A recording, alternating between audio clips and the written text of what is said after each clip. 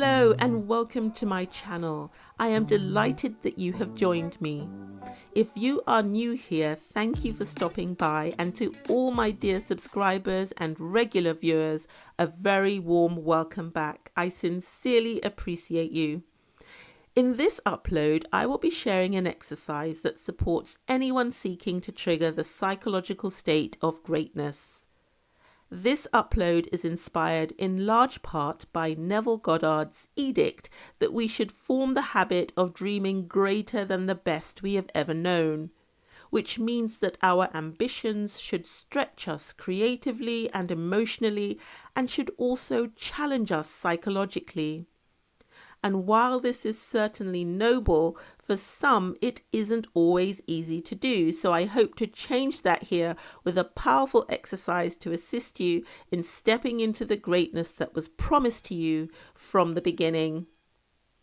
Although the thought of being great in life may seem a little daunting, I assure you that striking for gold right out of the gate will recalibrate what you accept as possible for you, and things ordinarily thought out of reach, like giving yourself large sums of money or forming romantic relationships with your ideal partner, will become completely effortless to attain. The process of activating greatness does require courage. I cannot emphasize this strongly enough. This is because whatever we conceive ourselves to be will need an appropriate context to function in. So the greater you become, the more challenging life will inevitably become. But don't be put off by that.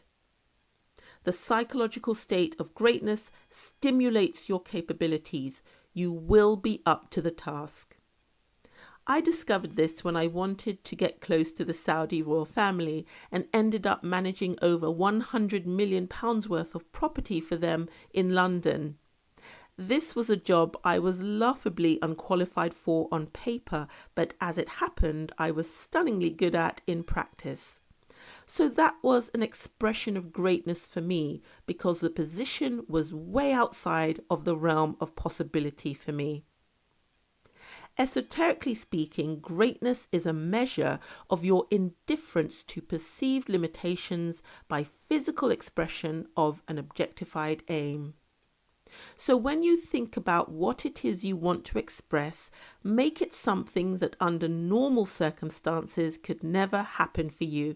In fact, the more unlikely, the better. The exercise I'm going to share with you now is a powerful activation that you can use on its own or in conjunction with your preferred technique of metaphysical prayer. Because you can use it on its own, I'm not going to include any other technique of prayer here. If you want to use it with a specific technique, complete all of the following steps, then come to the surface and wait about 30 minutes and just ensure that what you use as your aim here is continued into whatever additional step you take. So let's get started. Get into the right frame of mind, be relaxed, remember to close your eyes and to smile, and become happily expectant, which you can do by remembering something that went well for you. And then bring your aim into focus by putting your attention on it. Now, remember, this will be something that you will have been thinking about in detail prior to this exercise. So you're not going to think about your aim during the exercise. You will have thought it all through before. If you haven't done that, you need to do that first. Okay, and when you're ready, I want you to picture yourself standing in the doorway of a room. A typical classroom is best. And in the doorway, I want you to notice that you are wearing the type of clothing you would wear if you were just relaxing at home. As you are about to enter the room, stop and notice what you are thinking and what your mood is. Now, this is possible because the exercise is being performed by your dimensionally greater self. Remember, as soon as you close your eyes and shut out the objective world, you switch operation to your dimensionally greater self. So it's this aspect of self that is performing the exercise, and it's this aspect that notices what your human aspect is thinking and what its mood is. Okay, and then walk into the room, and as you do so, you notice that it is brightly lit. And for those who are used to my exercises, you know that your physical body may react. So if you find yourself squinting against the bright light, just let that happen. If you're new to what I do, then what I say is don't resist any physical response you feel, just relax and allow them to happen. As you enter the room, you see a chair at the front of it and a large space between the chair and an audience that forms a complete arch around you. Then walk over to the chair, and as you do so, feel all eyes on you. If you feel a little uncomfortable, that's good.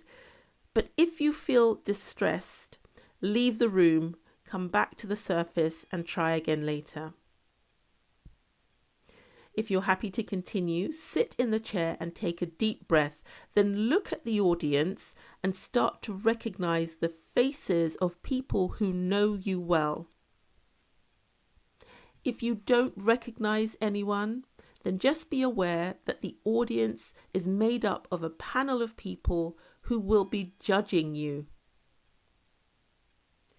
Then, when you are ready, tell the audience about what it is you are going to do, which is the expression of life, your aim that you chose before you began the exercise. So you start to describe that aim to them and tell them that you are going to be, do, or have whatever it is.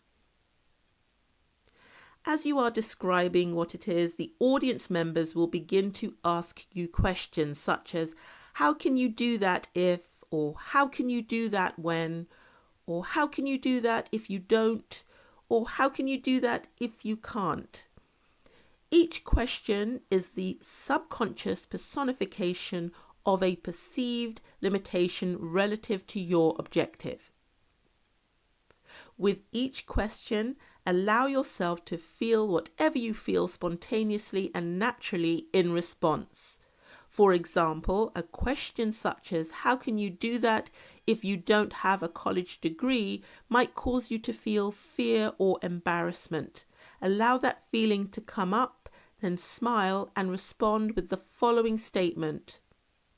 That requirement was waived for me in the gift. And you're going to respond to every question using this statement. The statement again is, that requirement was waived for me in the gift. With this response, you will feel an expansion in your diaphragm just beneath your lungs and a corresponding tickle in the back of your throat. It may be subtle, but it is a signal of the neutralizing of your attachment to that particular limitation. If you have succeeded in completely neutralizing the limitation, the audience member who asked the question will get up and walk away, leaving their chair empty. If they don't walk away, don't worry. You only need to try again, but you will have lessened the hold of that limitation on you. It's important that you not force or direct the scene. Allow it to happen naturally. Take as many questions as the audience has and try not to get irritable or defensive. If you find yourself tightening up, take a deep breath and relax. You can stop the session if you feel you need to do so, but as I said before, come back to the surface and then try again later. If you continue, then as I say, allow yourself to relax as you receive the questions and answer using the statement above. How long this takes will vary. It really does depend on what it is you are trying to do, but you will know the session has come to an end when there are no questions for at least 10 seconds. At the end, thank the audience by saying thank you, thank you, thank you, even if all the chairs are empty, then stand up and leave the room. Once you have left the room, revive yourself, come back to the surface and become fully aware of your physical surroundings. And then there is nothing more to be done, unless of course you want to add this to a particular technique of prayer. Now, depending on how you feel when you come back to the surface, you may want to go in again and go much further, or you may find that you're willing to let things go and stand as they are. But the important thing to know is that you will instantly feel more confident, and relative to your objective, you will be guided as to what action you need to take, if any. So don't become anxious and start looking around or wondering or looking for signs and signals. Just leave it alone. If you need to take an action, you'll be guided. You may not even be aware that the action you take is relevant to your objective. So have full confidence that this is going to take care of itself. I do want to say that while this exercise is straightforward, it does take practice and is worth the investment. It's possible that it will take you a number of attempts before audience members walk away, so don't be put off. You will find that as you do it, you will be stronger and happier and altogether a better version of yourself, because you are not going to be the same person. Remember that this is movement. This isn't improving on yourself. It is swapping one psychological arrangement for another. And the new arrangement will bear no resemblance to its predecessor. So if you hear people tell you that you've changed, or you find that you feel differently about everything and everyone, that is a good thing. Now, sometimes the change can be very stark, and it can be scary to let go of things that were once familiar. But it's very important that you do it if you are to attain what it is you want. As I say, it can feel jarring or upsetting when you're taking the questions particularly. You might even feel slightly headachy or unwell. Allow all of that to happen. Don't push yourself to the point where it's unbearable, but just allow this to signal to you that a powerful change is taking place. And so there you have it, a very simple activation for neutralizing the limitations you may hold relative to a particular objective. Thank you very much for listening. I hope you've enjoyed this original Kate Chigedi technology and presentation. Do ask questions below if you have any, or reach out to me via my website if your query is private. And as I say, thank you to everyone who may be new or returning. If you haven't subscribed yet, do please consider doing so. Until next time, stay phenomenally you.